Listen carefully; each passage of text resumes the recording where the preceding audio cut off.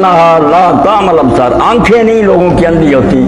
بلکہ کان مستبصرین، پہلی قوموں کے بڑے دیکھنے والے، جہان دیکھتے ہیں، آسمان پر اڑتے ہیں، لوگ کہتے ہیں ان سے بڑا دانشور کون ہے، ترقی یافتہ، مگر دل اندھے ہو جاتے ہیں، ولکن تعمل القلوب التي في الدل، دل اندھے، کسی نیکی کی بات کو وہ نہیں سنتے، ان کے اندر اس کا اثر نہیں ہوتا، تو دل کی سختی سب سے بڑا روگ ہے۔ اسی لیے اللہ کے رسول اللہ علیہ وسلم نے صاف بیان فرمایا کہ لوگوں پورے اس جسم انسانی میں ایک ٹکڑا ہے، اگر وہ درست ہو جائے تو سارا جسم درست ہو جاتا ہے، جب وہ بگڑ جاتا ہے سارا جسم بگڑ جاتا ہے، سارے اعضاء، آنکھ، ہاتھ، پاؤں سب غلط کام کرتے ہیں جب دل گندا ہو جاتا ہے۔ اور اللہ کے رسول اللہ علیہ وسلم نے اس بارے میں بھی وضاحت فرمائی، بڑی پیاری مثال دی کہ دل کی مثال ایک بوتل کی ہے اور اس پر دو کیفیں لگے ہوئے ہیں، سمع اور بصر، کان اور آنکھیں، ان سے جو سنتے اور دیکھتے وہی جاتا اندر، پاکیزہ باتیں سنتے ہو تو اچھا مواد جمع ہوتا رہتا، دل طیب اور پاک ہوتا، اگر گندی باتیں سنتے ہو، گندے مناظر دیکھتے ہو، دل گندا ہو جاتا، اور دل جب گندا ہو جاتا ہے نا اس کا پھر کوئی علاج نہیں،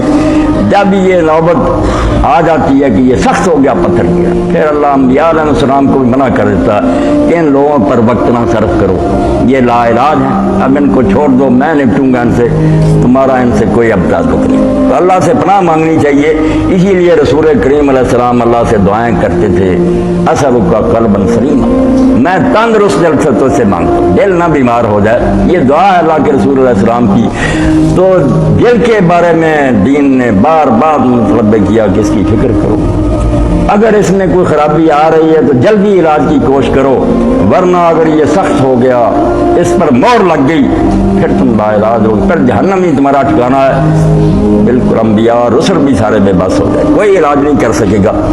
تو قسوت قلب جو ہے نا، اس کے بارے میں اللہ فرماتا ہے یہ کیوں پیدا ہو، یہ دل کیوں سخت ہو جاتے ہیں، اس کا یہ ذکر کیا، وَلَا يَكُونُوا كَالَّذِينَ أُوتُوا الْكِتَابَ مِنْ قَبْلُ فَطَالَ عَلَيْهِمُ الْأَمَدُ، ان لوگوں کی طرح نہ ہو جاؤ جن کو تم سے پہلے کتاب دی گئی تھی اور بڑا لمبا زمانہ گزر گیا پیغمبروں کو سمجھاتے مگر ان کے دل سخت ہو جائے،